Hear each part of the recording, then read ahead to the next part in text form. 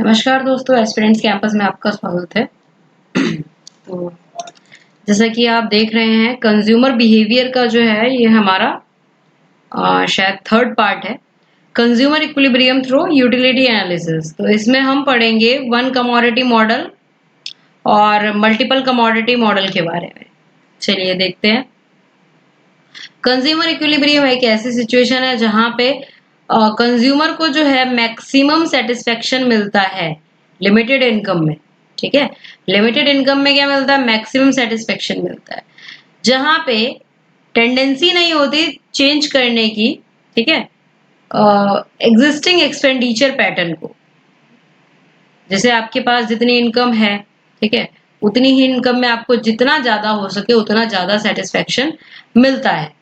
ठीक है, तो ये कंज्यूमर इक्विलिब्रियम में ये चीज होती है। Consumer is considered to be extremely satisfied when he allocates his income in such a way that last rupees spent on each commodity yields same level of utility।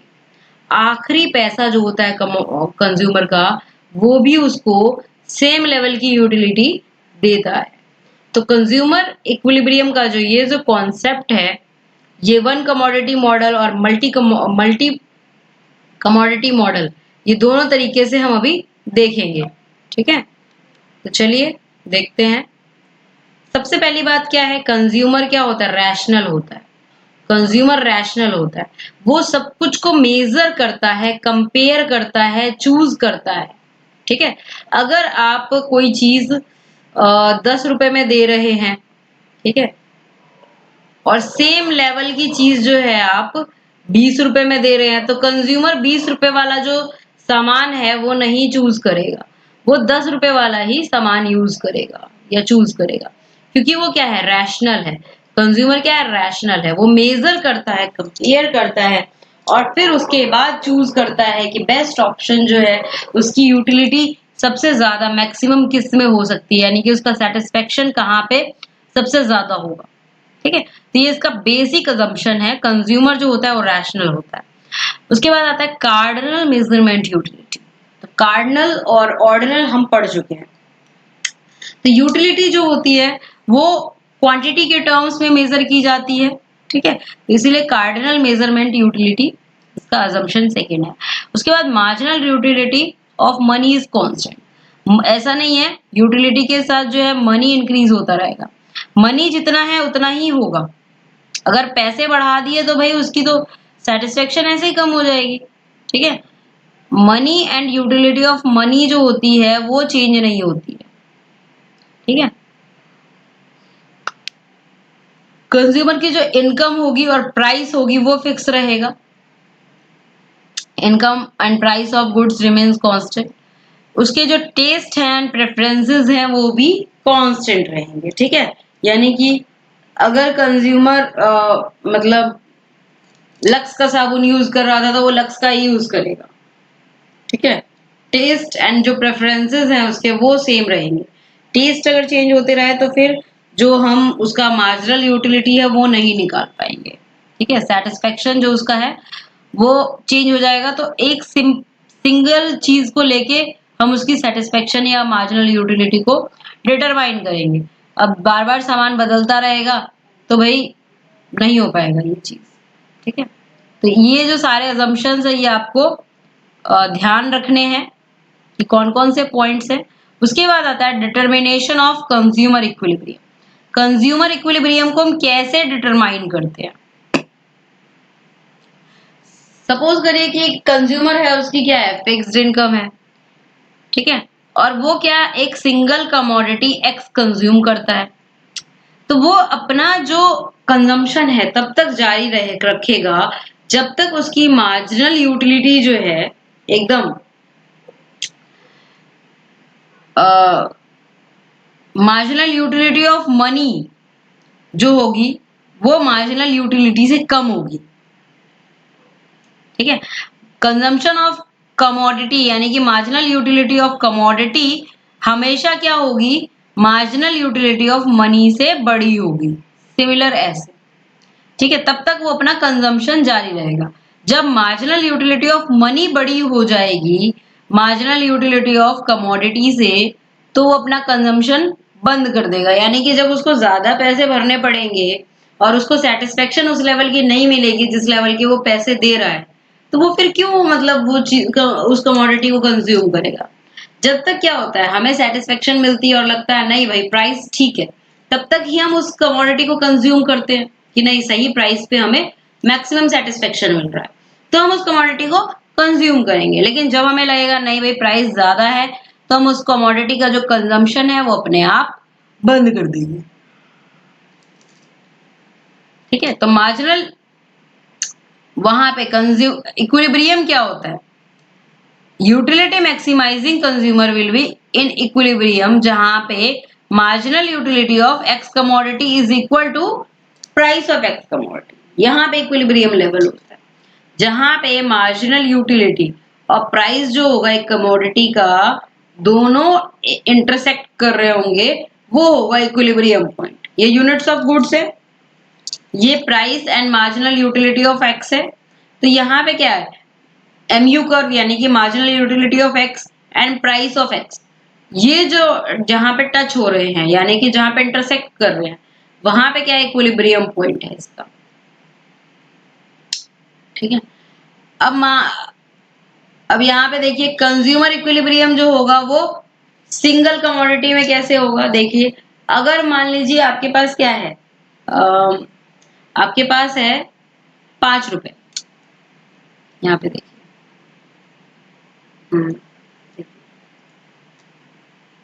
ठीक है। अब सपोज करिए जो कंज्यूमर है वो गुड एक्स खरीदना चाहता है 10 रुपए पर यूनिट के हिसाब से, तो मार्जिनल यूटिलिटी जो है हर एक सक्सेसिव यूनिट के साथ क्या हो जाएगा, कम होता जाएगा। देखिए यहाँ पे प्राइस तो सेम है, कांस्टेंट है। फर्स्ट यूनिट उसने लिया तो उसको मार्जिनल यूटिलिटी जो है 18 यूटिल्स मिली। सेकेंड यूनिट उसने लिया तो मार्जिनल यूटिलिटी जो है उसको 16 यूनिट मिली। ठीक है, तो डिफरेंस यहाँ पे हमने निकाला है किसका, मार्जिनल यूटिलिटी एंड प्राइस का। ठीक है, तो दोनों का डिफरेंस मिला के 8 हो गया, दोनों का डिफरेंस मिला के 6 हो गया। तो यहाँ पे क्या होगा, इक्विलिब्रियम पॉइंट कैसे हो जाएगा, जब मार्जिनल यूटिलिटी और प्राइस का जो डिफरेंस होगा वो जीरो हो जाएगा। वो क्या हो जाएगा, जीरो हो जाएगा। यहां तक क्या था, यहां तक तो MUX जो था वो ग्रेटर देन था PX के। अब यहाँ पे जीरो हो गया। अब इसके बाद जब ये MUX is less than PX हो जाएगा, तो कंज्यूमर जो होगा और यूनिट्स बाय नहीं करेगा। Consumer will not by any more units. ठीक है, ये चीज है। अब आगे देखिए, कंज्यूमर इक्विलिब्रियम जब आता है मल्टी कमोडिटी केस में, तब क्या होता है, उसको हम कहते हैं law of equi marginal utility. Law of equi marginal utility यानी कि दोनों का जो है उसको इक्वल में रखेंगे। दो कमोडिटी है, एक एक्स है एक वाई है। ठीक है, MUX है एंड MUY है। Price of commodity, marginal utility of money, marginal utility of money इसके इक्वल है। अब इन दोनों को इक्वेट जब हम करेंगे तो देखिए ये होगा क्या, MUX divided by PX upon में MUY divided by PY upon में MUM। ठीक है, marginal utility of each unit of money is assume to be constant at 1, यानी कि मनी को जो है वो कांस्टेंट मान लिया है, तो MUX अपॉन में PX बन गया, MUY अपॉन में PY बन गया, क्योंकि MUM क्या हो गया, 1 हो गया, ये तो इसको तो 1 मान लिया है। ठीक है, तो ये जो फॉर्मूला है ये क्या है, मल्टी कमोडिटी केस के लिए है। ठीक है, यानी कि marginal utility of commodity x is equal to price into money. अब इसको डायग्रामेटिकली अगर हम देखें तो ज्यादा अच्छे से क्लियर होगा। यहाँ पे दो कमोडिटी थी, एक कमोडिटी एक्स थी, उसको उसके प्राइस के अकॉर्डिंग हमने देखा। एक कमोडिटी वाई थी, उसकी मार्जिनल यूटिलिटी को उसके प्राइस के अकॉर्डिंग हमने देखा। ठीक है, तो अब देखिए ये कमोडिटी स्टार्ट हुई यहाँ से, ये कमोडिटी स्टार्ट हुई यहाँ पे। अब ये जो पॉइंट ऑफ इक्विलिब्रियम आ रहा है इनका, तो ये क्या होगा, MUX is equal to MUX upon में PX is equal to MUY upon में PY is equal to MUM। ठीक है, ये तीनों जो होंगे एक दूसरे के इक्वल हो जाएंगे। ठीक है, मार्जिनल यूटिलिटी ऑफ मनी के इक्वल हो जाएगा marginal utility of good x upon में प्राइस ऑफ गुड एक्स। ठीक है। अब यहाँ पे देखिए कंज्यूमर इक्विलिब्रियम कैसे होता है मल्टी कमोडिटी में। अब मान लीजिए आप जो कंज्यूमर है उसके पास क्या है, वो 5 रुपए खर्च कर रहा है। अब मान लीजिए फर्स्ट रुपीज वो खर्च कर रहा है तो उसको कितने मिल रहे हैं, 12 यूटिल्स मिल रहे हैं गुड एक्स के। सेकेंड रुपए जब वो खर्च करेगा तो उसको मिलेगा 10 यूटिल्स गुड एक्स के। थर्ड यूटिल्स जब वो खर्च करेगा तो उसको मिलेंगे 9 यूटिल्स गुड वाई के। फोर्थ रुपीज जब वो खर्च करेगा तो उसको मिलेंगे 3 यूटिल्स गुड एक्स के।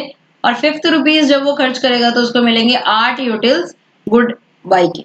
तो लास्ट लास्ट जो पैसा उसने गुड एक्स और गुड वाई पे खर्च किया है, तो दोनों उसमें उसको कितने, इधर भी 8 यूटिल्स मिले हैं गुड एक्स में भी और गुड वाई में भी 8 यूटिल्स मिले हैं। हाँ बस फर्क इतना है कि उसने गुड एक्स के तीन चीजें खरीद ली है, 3 बार खरीद लिया, गुड वाई को उसने 2 बार खरीदा है। ठीक है, तो ये अंतर है। तो ये देखिए ये चीज आपको याद रखनी है। Marginal utility of last rupees spend on each commodity is same. ठीक है, जब मार्जिनल यूटिलिटी फॉल होता है तो कंजम्पशन क्या होता है, इंक्रीज हो जाता है। मार्जिनल यूटिलिटी का कंजम्पशन जैसे ही इंक्रीज हो जाएगा मार्जिनल यूटिलिटी आपकी कम हो जाएगी। ठीक है, कैसे, बार बार आप पानी पी रहे हैं, मान लीजिए 1 गिलास पानी पिया, 2 बार गिलास पानी पिया, तीसरे ग्लास में आपकी मार्जिनल यूटिलिटी 0 हो गई। फोर्थ क्लास में आपकी जो मार्जिनल यूटिलिटी है वो माइनस में चली गई, जैसे कि हमने लास्ट वीडियो में पढ़ा था। जितना हम कंजम्पशन बढ़ाएंगे मार्जिनल यूटिलिटी उतनी हमारी कम होगी। अब यहाँ पे ये जो चीज अभी हमने डायग्राम में समझी है इसको देखिए। फ्रॉम लास्ट रूपी, MU फ्रॉम लास्ट रूपी फिफ्थ रूपी spent on commodity Y gives the same satisfaction of 8 utils given by last rupee spent on commodity X। ठीक है, कमोडिटी एक्स में भी 8 यूटिल्स मिल रहे थे फोर्थ रुपी जब खर्च किया था, और कमोडिटी वाई में जब फिफ्थ रुपी खर्च किया तब भी हमें 8 यूटिल्स मिल रहा है। तो यहाँ पे आएगा पॉइंट ऑफ इक्विलिब्रियम। ठीक है, marginal utility of each commodity falls as consumption increases. ठीक है, ये वही वाली बात हो गई। ठीक है, द टोटल सेटिस्फेक्शन कितनी होगी, सबको जोड़ दीजिए, 47 यूटिल्स होगी। When consumer buys 3 units of good x. ठीक है, गुड एक्स के तीनों यूनिट्स को जोड़ दीजिए और गुड वाई के दोनों यूनिट्स को जोड़ दीजिए, तो 47 यूनिट्स की उसको सेटिस्फेक्शन हो रही है। तो ये जो बताता है ये हमें क्या बताता है, कंज्यूमर इक्विलिब्रियम के बारे में बताता है। ठीक है, अगर कंज्यूमर जो होगा,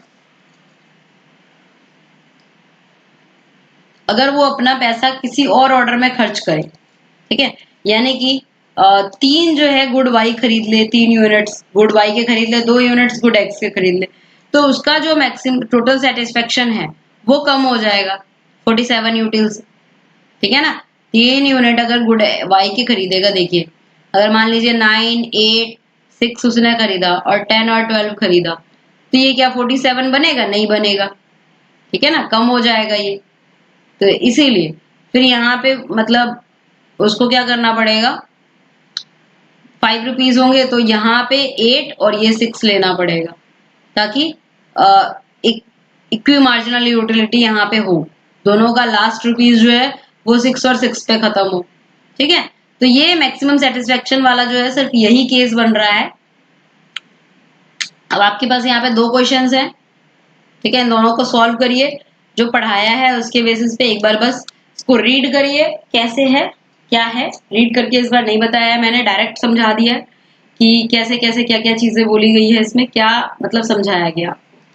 ठीक है, so if you like the video, अगर कंटेंट समझ में आ रहा है then do subscribe the channel for more video updates and best of luck for your exams. Thank you so much.